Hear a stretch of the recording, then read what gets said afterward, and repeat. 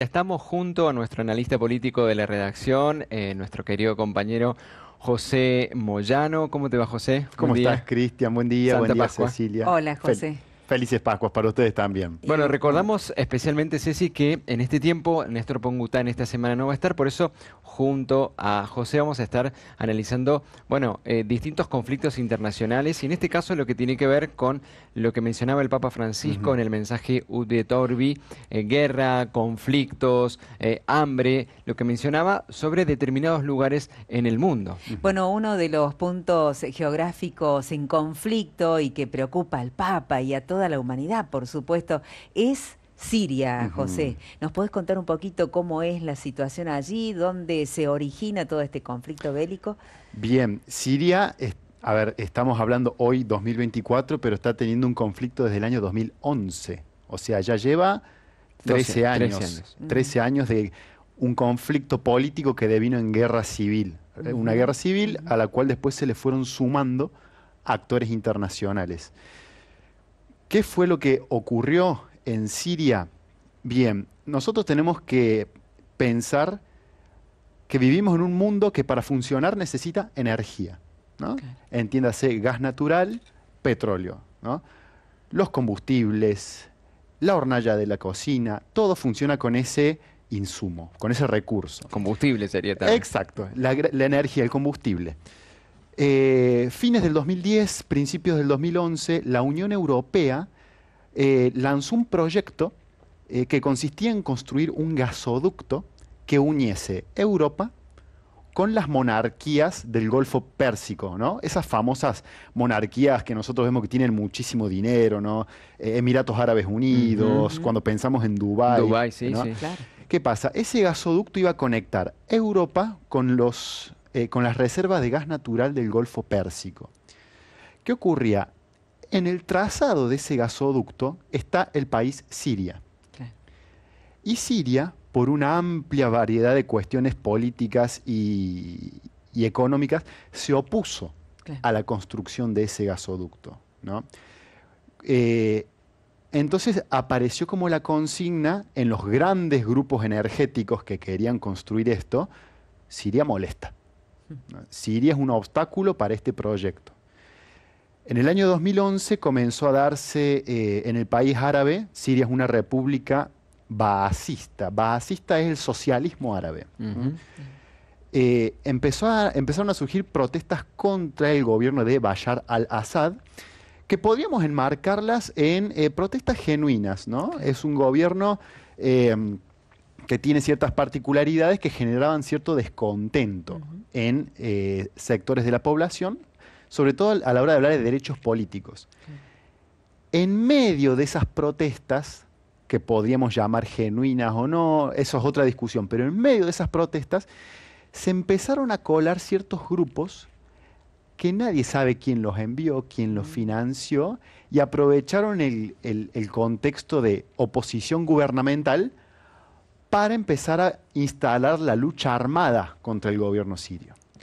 En un contexto en el cual internacionalmente la consigna es: el gobierno sirio molesta porque se opone a este proyecto infraestructural. El gobierno sirio respondió con violencia, la oposición respondió con más violencia y empezó la espiral a rodar, Guerra a civil rodar. interna. Claro, exactamente. Una guerra civil interna, pero ¿qué pasa?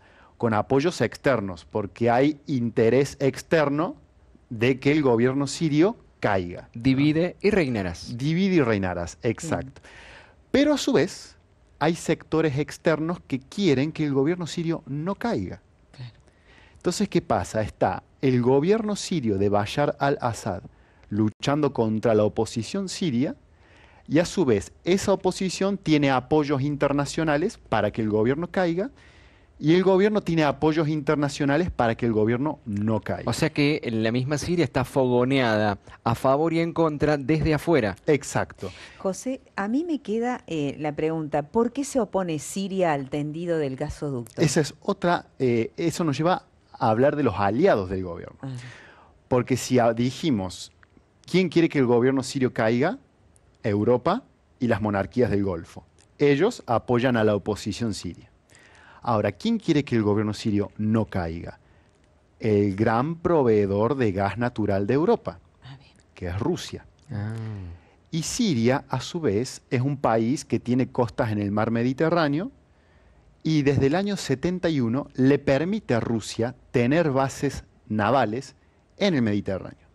Entonces, para Rusia, que el gobierno sirio caiga significa dos cosas: perder esas bases militares en el mar Mediterráneo y permitir que haya un gasoducto que le provea energía a Europa por fuera del tendido ya existente, que es el gasoducto Yamal, que es el ruso europeo.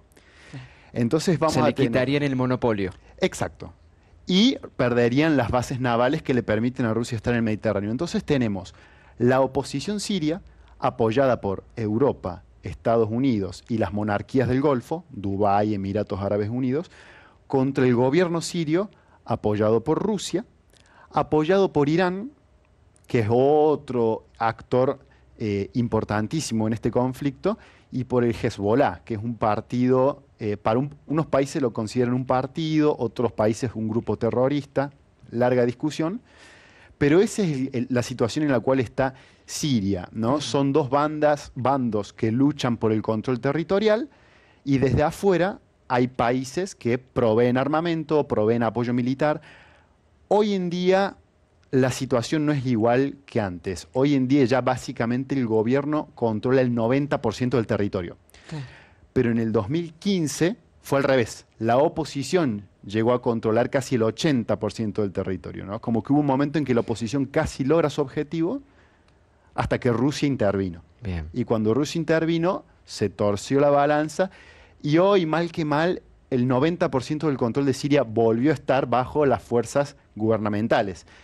Pero sigue habiendo sectores del país que están en conflicto, ¿no? Generando una crisis de refugiados muy grande, ¿no? Bien, y seguro que uno puede seguir conversando muchas más cosas, ¿no? ¿Cuántas Nos diste como un cosas? panorama de Sí, sí, Siria. sí. Un panorama rápido de lo que es Siria. Y yo mencioné recién al Hezbollah. Ujú. Y el Hezbollah viene del Líbano, lo cual nos tendría que hacer hablar de otro, A ver. de otro país, ¿no? Sí, en el Líbano sería el otro punto al cual de alguna forma el Papa menciona todo este tipo de conflictos, guerras, hambre, que la gente del común, todo esto que estás mencionando vos, no lo tiene presente, solamente sufre el día a día. Sí, tal cual. La situación del Líbano es muy crítica y es un poquito más compleja que la de Siria. La de Siria, mal que mal, la podemos explicar a grandes rasgos y rápido. Bien. ¿Qué pasa? El Líbano, en 1916, vamos a empezar por una fecha concreta, los grandes colonizadores del Oriente Medio, que fueron Gran Bretaña y Francia, dijeron: vamos a trazar las fronteras de qué le pertenece a Francia y qué le pertenece a Gran Bretaña. Y se firmó un acuerdo que se llamó el Acuerdo de Sykes-Picot, donde dijeron: Palestina y Jordania e Irak para Inglaterra, Siria y el Líbano para Francia. Y trazaron las fronteras como ellos quisieron. Y diseñaron un país llamado Líbano. En realidad Líbano y Siria es un mismo pueblo, es una gran discusión. Pero dentro de la frontera que trazaron los franceses quedaron una amplia variedad de grupos, de etnias, de religiones, que cuando los franceses se van a ir, y Líbano va a ser independiente, coordinar esa variedad, coordinar esas diferencias se hizo muy difícil. Líbano hoy tiene una extrema crisis económica y una dificilísima crisis política. La crisis económica es una crisis de deuda externa. El Líbano tiene una de las deudas externas más grandes del mundo. Ya ha declarado que no la puede pagar. Desde el año 97, la cotización de la moneda del Líbano la fija el Fondo Monetario Internacional. O sea, el Líbano no puede decidir si devalúa, si aprecia. Es como que perdió la autonomía sobre su sistema monetario, Sí, ¿no? exacto. Claro. Entonces el Fondo Monetario le dice: me tenés que devolver los préstamos, me tenés que devolver los reembolsos, yo te fijo el precio de la moneda, vos hacés ajustes. Entonces esa descoordinación financiera ha hecho que la economía del Líbano se derrumbe, y a eso le sumamos que el Líbano tiene un sistema político muy interesante pero muy complicado. los poderes, ellos tienen un sistema que se llama el sistema confesional de partidos. ¿Qué significa eso? Que el presidente es cristiano maronita, el primer ministro es musulmán sunita y el jefe de la Cámara del Congreso es musulmán chiita. Por constitución tiene que ser así. Tiene que haber de las tres religiones. Exacto. Bien.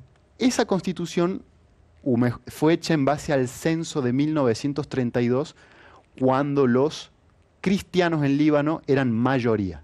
Hoy no son mayoría. Entonces, ¿qué pasa? El presidente tiene que pertenecer sí o sí a la comunidad cristiano-maronita y la mayoría musulmana dice, ¿por qué el presidente no refleja la mayoría? Entonces, ¿qué pasa? A esta crisis económica y financiera terrible se le suma un sistema político que hace que sea muy difícil ponerse de acuerdo. Entonces, si no logras ponerte de acuerdo, no podés solucionar nada. Entonces está políticamente trabado el asunto y la crisis económica es muy complicada. Y a este combo de que el poder político está dividido de forma confesional, se le suman otros actores que directamente dicen el sistema está mal, que son los partidos de la resistencia, entre ellos el Hezbollah. Y ellos quieren otro tipo de gobierno que Otro no tenga tipo que de ver gobierno. con las religiones. Sí, tiene que ver con pero otro diseño constitucional. Y a eso le tenemos que sumar que el Líbano tiene al sur al Estado de Israel, que tiene una relación de enemistad con el Hezbollah. Para que ustedes vean, el Hezbollah es en Líbano un partido político legal. En Israel es un grupo terrorista ilegal, ¿no? Y el Estado de Israel incursiona militarmente, lo hizo en el 82 y lo hizo en el 2006, en territorio libanés para eliminar estos grupos. Entonces tenemos un país que tiene una severa crisis económica y financiera, una gran traba política. Traba política es no sabemos quién manda. Y cuando alguien quiere tomar una medida, se traba, no funciona, no encastra. Y después tenemos un conflicto al sur con el Estado de Israel que hace que Israel cada tanto incursione en territorio libanés militarmente. Eso genera un combo, dicho en criollo, genera una situación de inestabilidad extrema. Claro. Extrema. El Líbano está perdiendo mucho, está emigrando mucha gente, pero está viviendo una situación muy complicada que yo como argentino le prestaría atención, porque si bien no estamos en la situación geopolítica del Líbano, no estamos en una situación de Oriente Medio, de disputa territorial. Tenemos una disputa territorial y hoy la reafirmamos con el Reino Unido por las Islas Malvinas.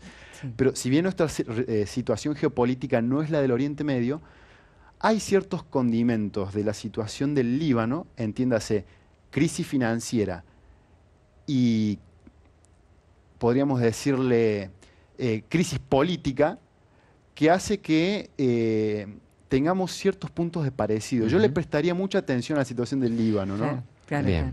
La resolución y bueno, también para poder orientarnos nosotros donde estamos, ¿no? Tal cual, haciendo una gran diferenciación, ¿no? Claro, pero la resolución política, la incapacidad de resolver problemas por vía política y la crisis de deuda externa son cosas para prestar atención. José Moyano, analista político. Vamos dejando algunas pinceladas que no se acaban en cada encuentro. Tenemos varios durante esta semana, los vamos compartiendo, Ceci. Gracias, José. Bueno, la verdad nos quedaríamos hablando de mi parte, o sea, conociendo todas estas realidades. Bueno, la verdad agradecida enormemente a José que nos pueda ayudar a buscar un poquito de luz en estos temas que preocupan al Papa y cuando el Papa pone el ojo en algún lugar es que todos tenemos que estar atentos, ¿no? Porque hay algo muy importante allí. Nos reencontramos, José, en el día de mañana.